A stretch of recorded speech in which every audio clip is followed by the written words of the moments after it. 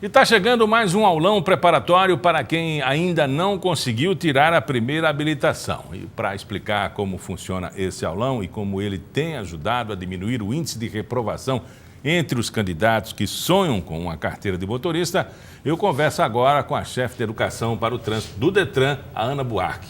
Ana, por que foi criado o aulão? Bom, boa tarde. Diante da necessidade de um número grande de reprovação na primeira habilitação, o Detran teve a ideia desse aulão. Esse aulão ele vem reforçar todos os conhecimentos adquiridos nos CFCs, para que você possa ver o índice de aprovação depois do aulão foi de 10%. Então, os alunos não seguiam para a aula, para o exame, preparados? Bom, como eu falei antes, é reforçando os conhecimentos.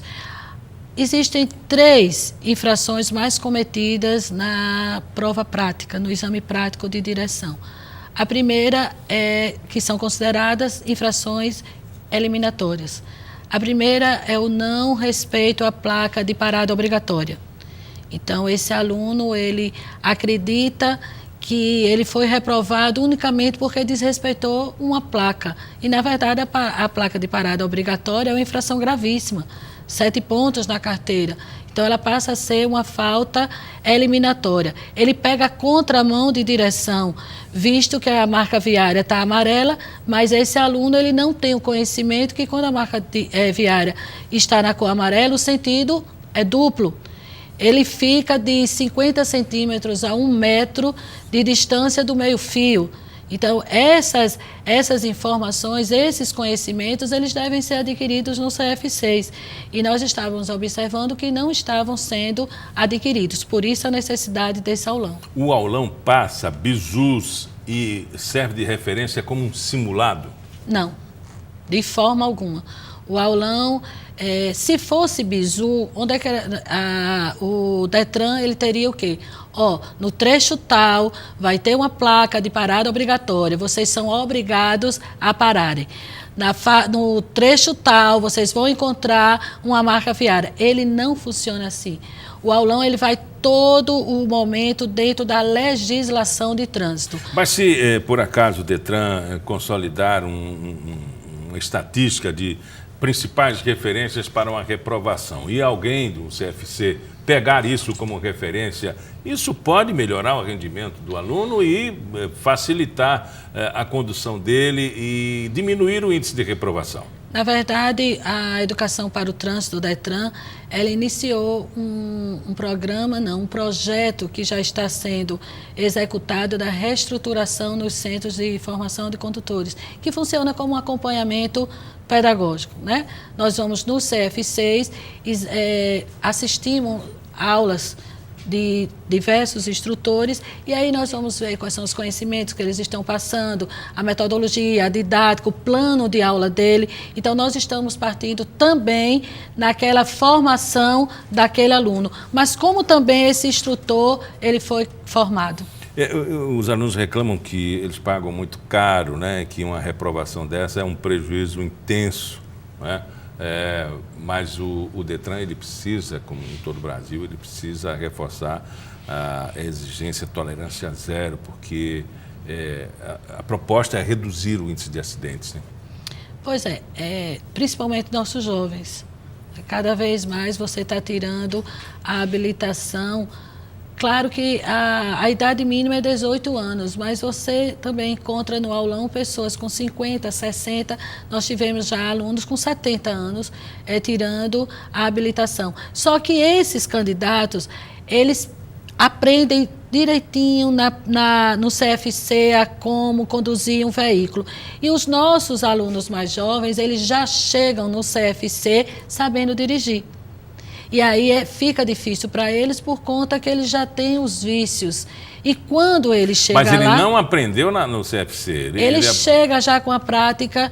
Quando ele vai para a aula de direção, tá? Que nós temos as aulas de teórica, aí é avaliado na prova de legislação, depois ele volta, retorna o CFC para ter as aulas práticas e aí é avaliado no DETRAN também na parte prática. Então ele chega, muitos são os alunos que eles chegam lá já sabendo dirigir. Tá? Essa também é a nossa preocupação com os pais que permitem que seus filhos conduzam veículos sem serem habilitados. Então, quando eles chegam na prova prática, eles acham que é uma injustiça ele ter sido reprovado, visto que ele já sabia dirigir. E aí, por conta do nosso exame prático, ele ser tão criterioso. Esse conceito de saber dirigir, ele é interpretativo, né? Também porque saber dirigir não é ligar o carro e sair. Saber pois dirigir é uma condução. Se conduzir no trânsito. É condução. Então, quando ele liga o seu carro, quando ele está no comando de um veículo, ele acha que ele já está pronto para dirigir, onde ele consegue, como você falou, ele tirar um carro da garagem, ele estacionar um carro na sua porta. Então, ele acredita que ele já está prático para essa condução de dirigir, onde na verdade não é. As regras de circulação e conduta, o respeito à sinalização vai muito além do que você pegar um carro e tirar de uma garagem. E também tem outros conceitos de respeito ao idoso, de respeito às faixas de pedestre, de estacionamento. Ele precisa conhecer tudo, todas as regras, né? E essas informações, elas devem ser adquiridas em sala de aula. Né? Ao existir uma faixa, não é necessário que tenha um semáforo para ele poder parar. Ele tem que saber que aquela faixa é uma sinalização destinada à travessia de um pedestre.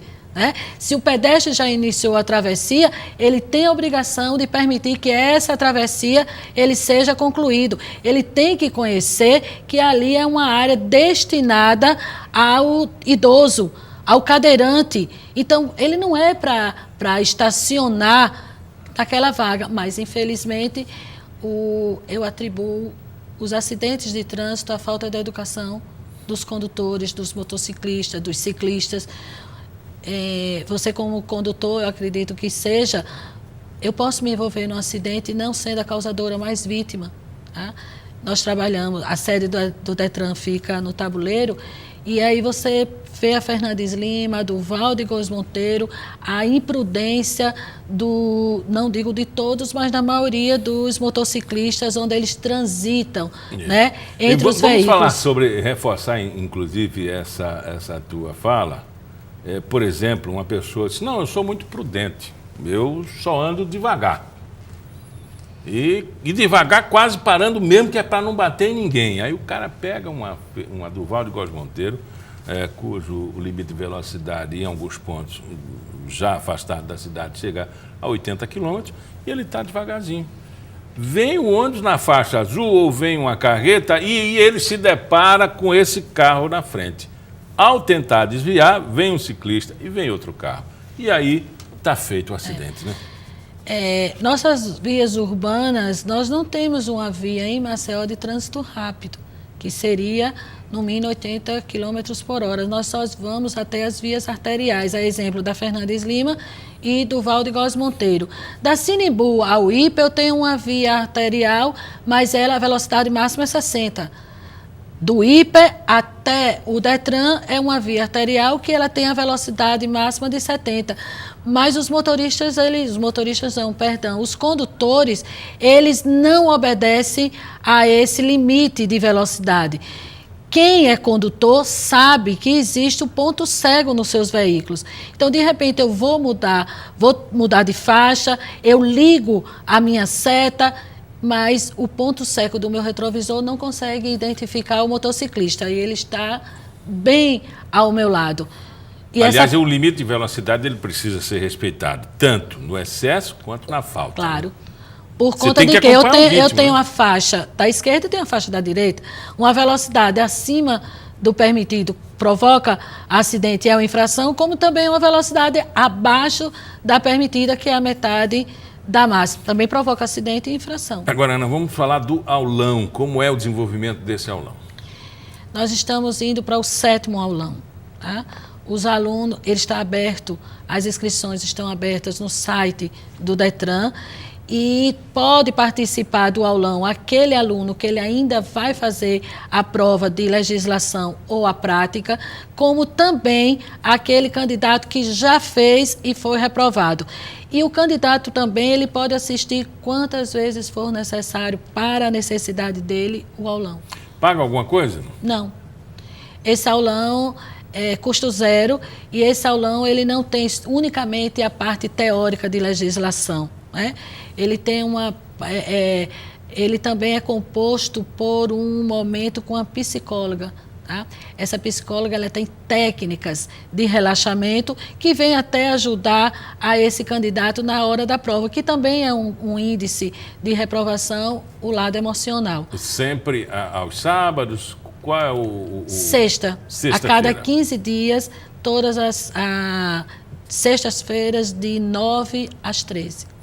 O aluno pode ir à vontade, ele precisa estar matriculado no CFC. Como é que quais são as prerrogativas para que ele possa... Não, ele não precisa. E pré-requisitos? Não precisa, é como eu falei. Ou ele ainda vai fazer a sua avaliação teórica ou prática, ou ele já fez, mas ele foi reprovado e vê a necessidade de assistir mais um aulão. Aí ele também, como também está aberto aos ouvintes, de repente você quer participar desse aulão e pode assistir, porque as resoluções elas estão surgindo a cada dia. Então, de repente você fez a tua formação, mas quantas mudanças já vieram? Então você também está até convidado a participar. Quem são os facilitadores?